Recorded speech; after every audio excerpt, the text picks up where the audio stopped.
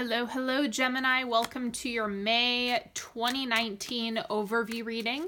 This is good for you if you're a sun, moon, or rising Gemini. And if you have been on my channel for a while, you will notice that I'm using my old camera setup right now. I'm having some technical issues, so I simply can't do editing right now for some reason, so I'm hoping to figure that out, but I wanted to make sure I got these readings out to you by the 15th as usual.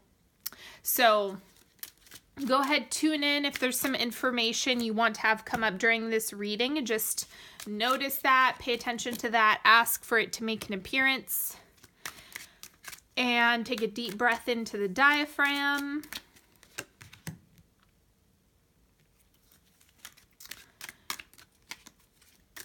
And don't forget to subscribe if you haven't already, so you can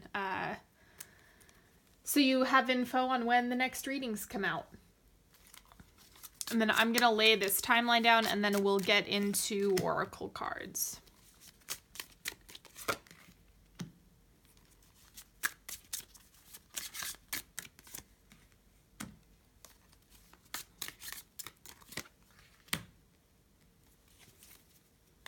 Okay, let's do this. First thing, we're gonna pull a truth bomb for you. There it is.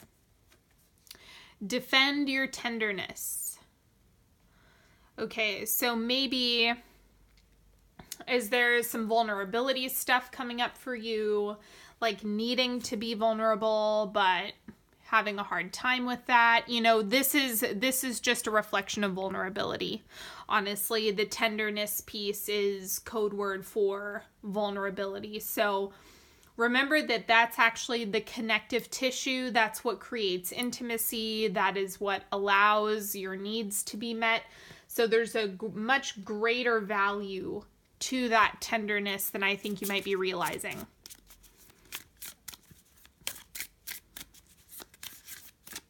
And then the animal card is buffalo.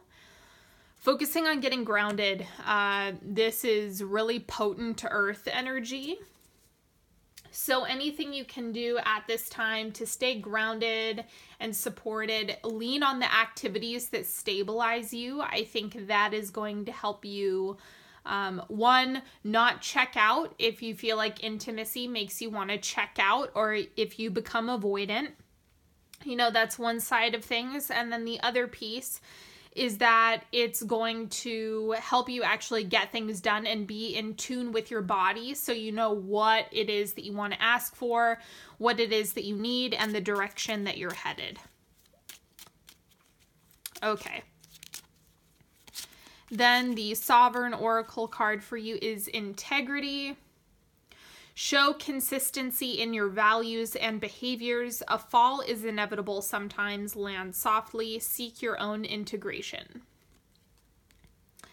That first one, show consistency in your values and behaviors, is really big. But whichever phrase like spoke to you, that's definitely the information that's most prominent for you.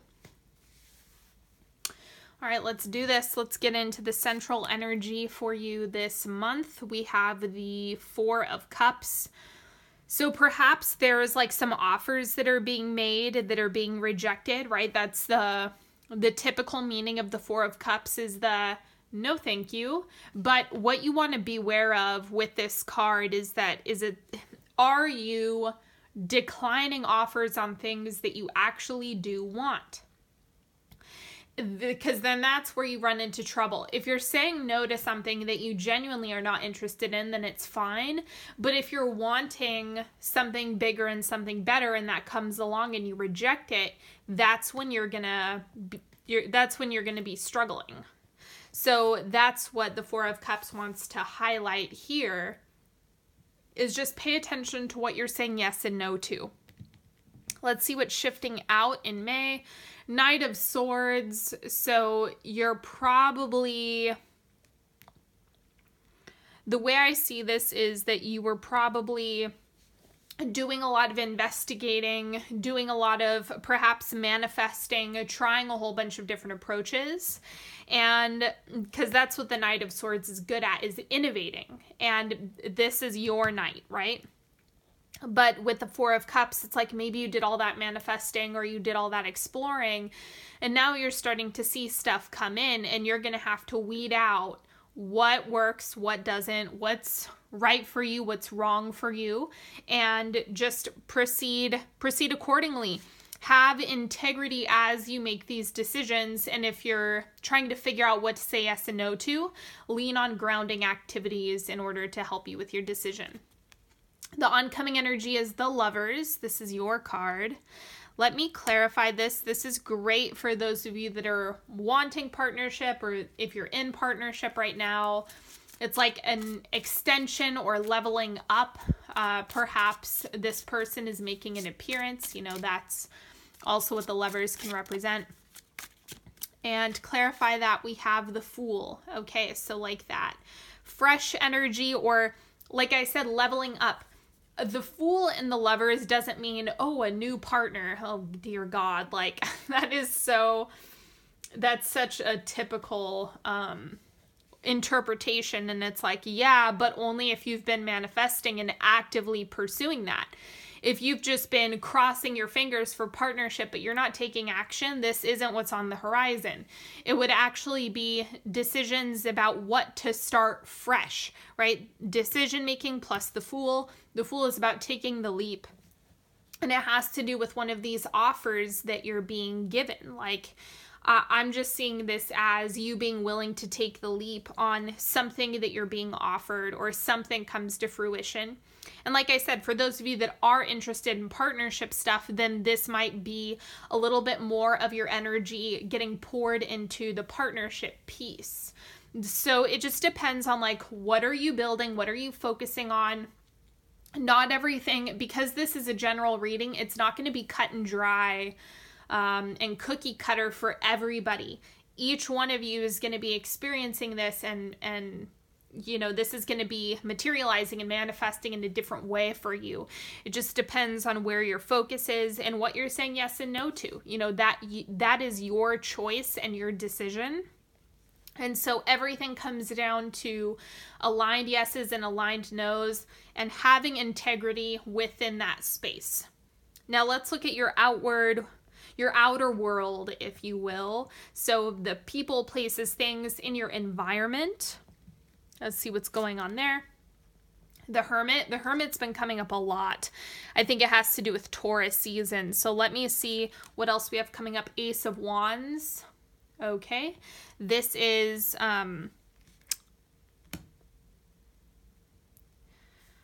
watch yourself for getting in your head this month. This is the type of pairing that I would see if there's like there's too many wheels in your mind turning and there's not enough action being met with them. So it's very easy for Gemini to kind of funnel all of their energy up into their brain, right? And then you cerebrally process and process and process and process, but you have to take action at some point if you want those things to come to life. So this is about bridging the gap between those two things. If you're only doing one or the other, like if you're only taking action but not focusing on alignment or giving true thought and consideration to what you're doing, you're going to be investing in things that you might not actually want. And then if you're only on the introspection side, then it's like you could stay in your head forever and not make any moves in the right direction. So you need both. You need the Hermit and you need the Ace of Wands this month so that you can take aligned action. You can make aligned decisions by feeling into your body, understanding what feels good, what feels bad, and that's like your compass. Remember, your body, your physical experience is your compass, and that's what this is reflecting. Now let's look at the internal side of things. So this is more of your experience this month, your internal world, a little bit more personal rather than external. So we have the Knight of Wands, and then we have the Eight of Cups. Okay, so there's definitely like a change in perspective around the way that you're taking action, because the Eight of Cups, change in perspective. The Knight of Wands, notorious for being a busybody. But I think this either has to do with where your energy is going, right? Because if, like I said, if you're pouring energy into things that are not growing or getting poured into something that is actually worth your while, then it's kind of pointless. Let me get a clarifier for this. Seven of Cups. Okay, you might be dealing with too many options, and it could be causing you to freeze. So one of the things that might be coming up with this Hermit card and with this Four of Cups is like, oh my God, there's so many different things to do. There's so many different places to put my energy. I need to think about it. I need to contemplate. Then what happens here is it's like the action that you take might become muddy. It might be that you lose a little bit of focus in May, and you need to recalibrate yourself to focus in a direction that's actually what you want to build, rather than just what's coming up for you or whatever the first right thing is. Now, the Seven of Cups is about having plenty of options, but I think that your perspective around what that really looks like and what that is evolving. So I simply see this as you kind of waking up to your needs, wants, and desires, and then from that point, you're going to be able to ultimately get what you want. It's just about paying attention to what you want, not what other people think, not necessarily what your brain thinks is best. You know, your brain is going to try to keep you safe, and that can also mean stagnant. It can also mean staying in your comfort zone, and that's not exactly a good move. So you have to pay attention to what risks, like you need to evaluate your risks in May. That's going to be a big thing, because if the risk is regret, then you need to, if complacency and not moving, the risk is regret, that's a really big deal. And it would make more sense to actually take those leaps, take those next scary steps, so that you don't have to deal with risking regret. If the risk is like, it might not work, that's actually minor relative to the risk of regret. So you just kind of are going to need to do some evaluating and figure out where your energy is going. That's what this pairing down here is all about. And remember that you have access to more things than you might be giving yourself credit for. Now let's get into the timeline. I'm going to take a sip of water really quick. Again, I can't edit that out right now. So let's get into the first quarter. This is like the first week-ish of May. We have the moon. This is that, I don't know which direction should I go. I might have too many options. I mean, I don't know what's best for me. And that's where, when you have the moon, because this is Pisces energy, right? It's the nebulous Neptunian experience of being uncertain and unclear. Now, the best way to navigate this is, one, don't fight the moon. You guys have probably heard me say that. Like, fighting the moon is a mistake because you're not going to win. Instead, what you want to do is just focus on staying in your body, because then your actual feelings are going to wake up and come to the surface, and that's where you're going to get clarity. Now, the second quarter, we have the Page of Pentacles, so maybe you're really clear on what endeavor is right for you, what next step makes sense for you, and the direction that you're wanting to go. So see, this clears up really quickly. If you're dealing with uncertainty, I don't think you need to stress out, or you're not going to need to deal with it too long, because things are clearing up. And then quarter 3, we have the Four of Wands. So this is where more of the the creature comforts, being grounded. This is also something that is reminding me of the Buffalo card for you, where the more grounded you are, the more sustainable things can become, the more aligned you are. And so don't underestimate the power of staying grounded throughout all of this, because one of the issues that you might find yourself running into is that all of your energy goes up into your brain and up into your head, and then it's just over processing way too much. So that's why the Four of Wands is here. It's like, nope, settle into the creature comforts, what it is that makes you feel supported and happy and like you're really able to enjoy yourself at home. That's going to be a big asset for you in the month of May, especially during this third quarter, because this is the space that you want to cultivate for yourself so that you can figure out what decisions are best for you and what your right next moves are. Because it seems like you have the vision pops up in that second quarter, but then in the third quarter, it's like, okay, but keep it going. You don't want to keep flip-flopping. You want to commit to it. And then wrapping up the month of May, we have Three of Swords. I'm not going to leave you guys with the Three of Swords. I'm going to clarify it because I know that a lot of people are like, oh no, loss. I'm scared. I promise you it's not like that. Now, it's kind of like, okay, seriously, I do readings all day long.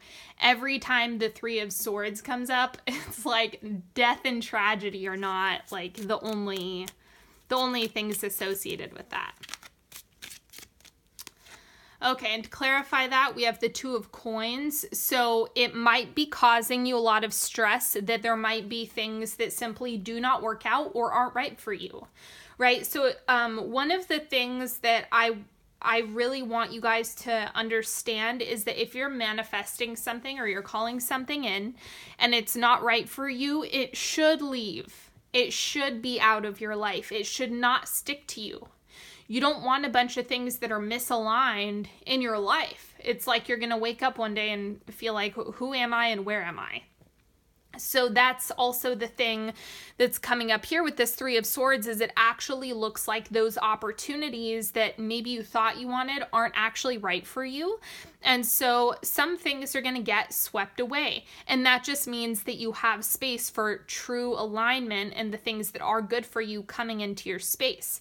So be very mindful of your decision making in May, because it's like if you're making decisions, if you're moving forward and saying yes to the right things that are fully in alignment with you, then this isn't going to feel like anything. It's just like the clutter is going to shift out.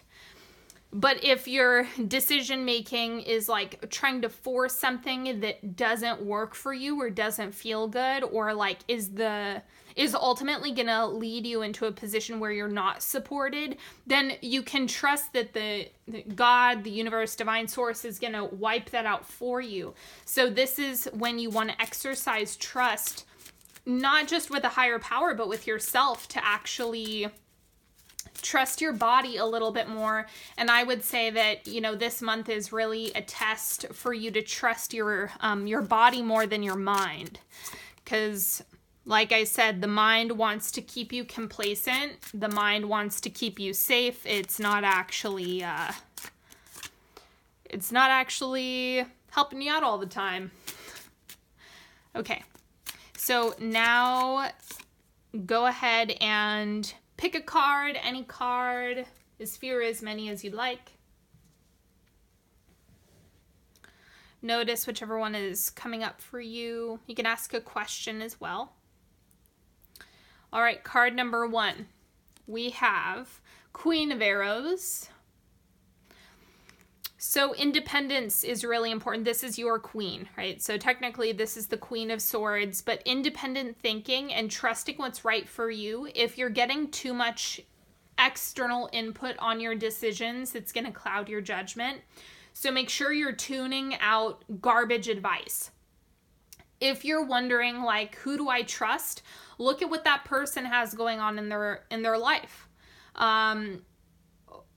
Like, if someone's been had 7 divorces, you know, maybe double check their marriage advice.